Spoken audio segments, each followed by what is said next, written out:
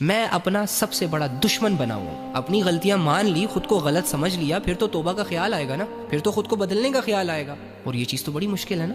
حالانکہ اللہ کے بندے, خود کو بدلنا بہت آسان ہے, لوگوں کو بدلنا مشکل ہے. کیا ہے, تم نے اپنے اندر ایک ارادہ کرنا ہے کہ اللہ تھک چکا ہوں, ہار چکا ہوں, ٹوٹ چکا ہوں, بکھر چکا ہوں, نہیں سمجھ آ رہی, واللہ کچھ نہیں سمجھ آ رہی کہ میں کیا کر رہا ہوں. صبح آنکھ کھولنے سے لے کے رات کو آنکھ بند کرنے تک میری زندگی میرے ہاتھوں سے, میرے اعمال سے ضائع ہوتی چلی جا رہی ہے.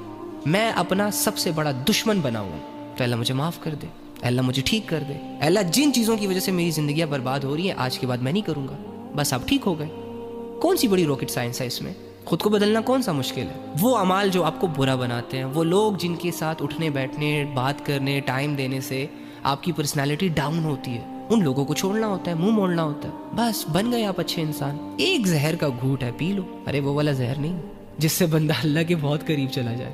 یعنی اگر آپ گناہوں کے شوقین ہیں, آپ نے ساری عمر گناہوں میں, لذتوں میں اور اللہ کی بغاوت میں گزاری ہے, تو پھر جب آپ ایک دم سے ان ساری چیزوں کو چھوڑنے کا سوچیں گے تو یہ آپ کو ایسا ہی لگے گا جیسے یار ایک زہر کا گھونٹ ہے جو مجھے پینا ہوگا.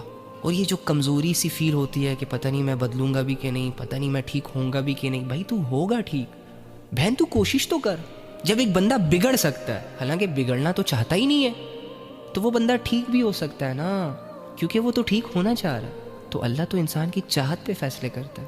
جب آپ کے پاس کوئی برائی نہیں ہوگی کرنے کو, تو کیا رہ جائے گا کرنے کو؟ نیکیاں.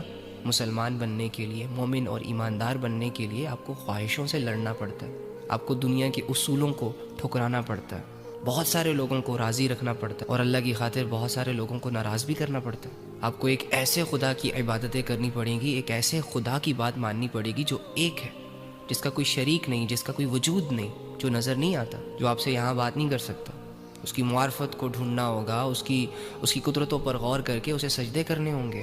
اور وہ سجدے کبھی کبھی آپ کو پھیکے لگ سکتے ہیں, کبھی کبھی آپ کو مشکل لگ سکتے ہیں, لیکن آپ نے ان ساری سچویشن سے لڑ کے اپنے اللہ کو راضی کرنا ہے, اپنے ایمان کو برقرار رکھنا ہے, اور اس ایمان کی حالت میں اس دنیا سے جانا ہے. پھر جا کے جو تم